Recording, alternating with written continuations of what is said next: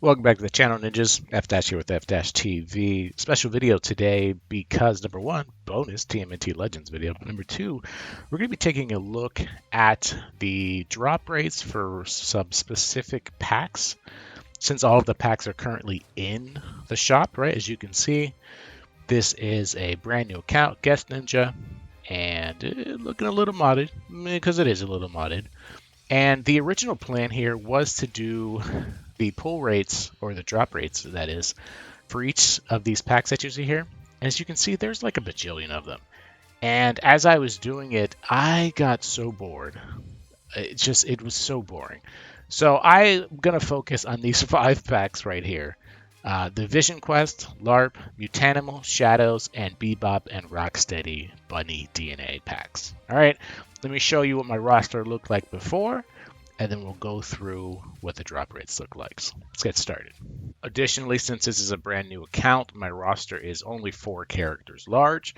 So we're going to do 10 packs per pack, right? It's a relatively small sample size, and we'll see if we'll be able to use that information to generalize what it would be like if we did a much, much larger sample size. But we're going to see what characters we get, what characters we get most often, what characters we don't get very often, right? It should be pretty interesting. So let's go ahead and start. So the process is extremely boring. Opening all of these packs was so boring, but we are able to glean a little bit of information from all of this.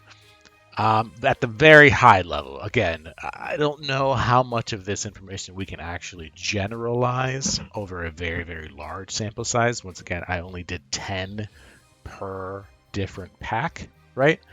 But high level, right, the 15,000 foot high level, the best pack, the one that gives you the most DNA per greenback spent, is the Shadows pack. But we'll get to that.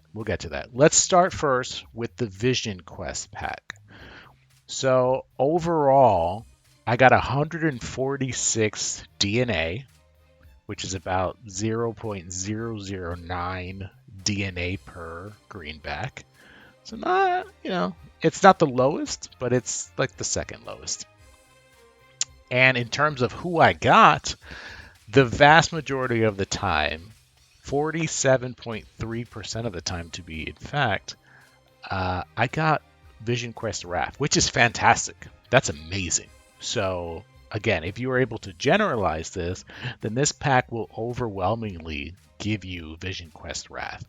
And you'll notice that at the very bottom of this list is Vision Quest Mikey, who you only get 12.2% of the time, which is great too, because Vision Quest Mikey is absolute garbage. So that's good. And you see that in third place, we've got Vision Quest Leo. And then the card you get the absolute least is Vision Quest Donnie, which is sad because he looks so cool. Moving on to the LARP pack. Slightly better DNA per greenback spent here at 0.010. And in terms of who we get the most, again, pretty overwhelmingly, 39.6% of the time, we got LARP Leo, which again, that's pretty good. LARP Wrath, who is the best LARP turtle, arguably, you get about 24% of the time. He's actually tied with LARP Mikey. And then the one you get the least is LARP Donnie, who you only get about 13% of the time. Interesting. Next up are the Mutanimals. Now, there are 5 cards in this pack, and overall, interestingly, this gave me the least amount of total DNA at only 0.008 DNA per greenback spent. That's wild. So this is by far the worst pack. Now, in terms of who you get, again, pretty overwhelming. 34% of the time you're going to get Mondo Gecko. The least character DNA that you'll grab is going to be Dr. Rockwell at only 12.2% of the time. Tied with 19.5% were both Leatherhead and Pigeon Pete, and then slightly above them at 18 DNA total over the 123 total DNA that I grabbed was Slash at 14.6%. Now, the best card pack in terms of giving me DNA per greenback spent at 0.011 is going to be Into the Shadows pack. And this was interesting because I did not expect this. But I did get the most amount of cards here, 156, not cards, but 156 DNA total. And 25% of the time, I got Movie Leo, which is cool because Movie Leo is great. Now, luckily, all of these characters except for Movie Mikey are great. And speaking of Movie Mikey, you only get him about 7% of the time. I only got 11 DNA for him total. But even less than him, apparently Movie Bebop is so rare, right? 3.8% chance to pull a Movie Bebop. That's really, really low. In second place, we've got Movie Rock. I got 30 DNA for him. That's about a 19.2% chance to pull him. And then rounding out the top three, Movie Raph was grabbed about 17.3% of the time. And that, again, has the most amount of cards in it. So then the last pack only has 2 possible cards that you can pull, and that's for Bunny Bebop and Bunny Rocksteady. I got 148 total DNA, which is about 0.010 DNA per greenback, which is roughly the same as the LARP pack. But again, this one only has 2 cards, 2 total characters. And it was pretty close, right? 78 to 70. So 52% of the time, almost 53% of the time, I did get Bunny Bop, as opposed to about 47% of the time, I got Bunny Rock. So when we say that these are not good investments, this is what we mean, right? So again, in order to have done this, you needed either 15,500 greenbacks, or in the case of the Shadows and Bunny Bop Rock packs, you needed 14,500 greenbacks. That is an absurd amount of greenbacks to spend on these packs. And look how much you got. I mean, sure, in the last pack you did get 78, but that's not going to get you anywhere near 5 stars, right? None of these are. And as you can see, the cost, or not the cost, but you can see the amount of DNA you get per greenback. It's not worth it, guys. So hopefully you don't have the cash to spend on this, and hopefully you don't spend it on any of these packs.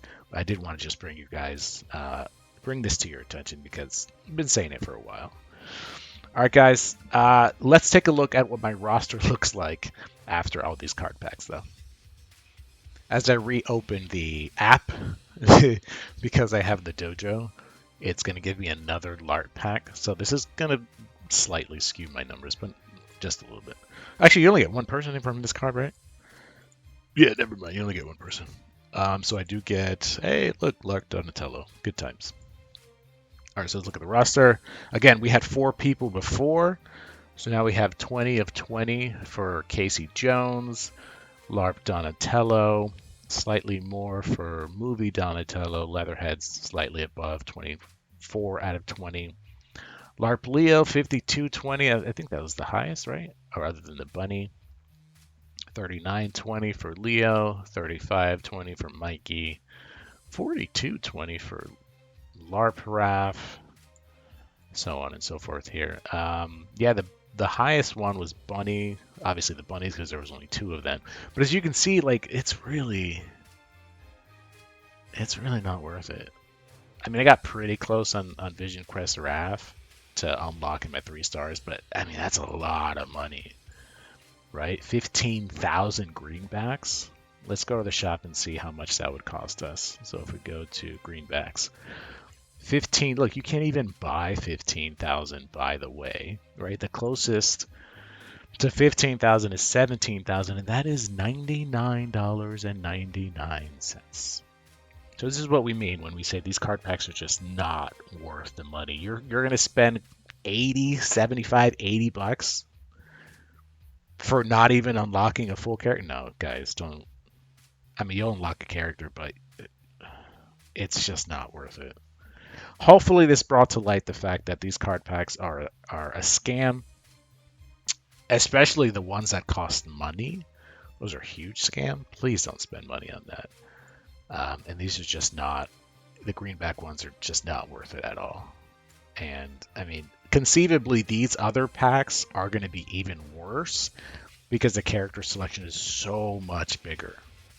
So much bigger. So be very mindful that these card packs in this game are predatory and they are meant to take all of your money, real life money. All right, so do not use them. Hopefully, this brought that to light.